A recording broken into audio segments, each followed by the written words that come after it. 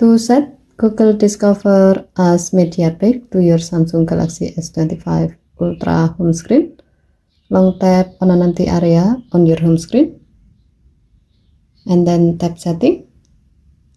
Scroll down the screen, tap Add Media Pick to home screen.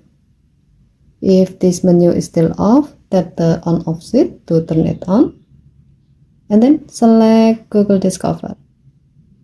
To see the result, go back to your home screen. Now, swipe right your home screen. As you can see that now Google Discover has been set as media pick on your phone.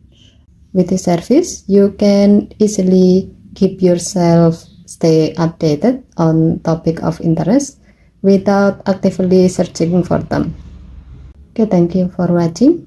Please help to like and subscribe. Have a nice day.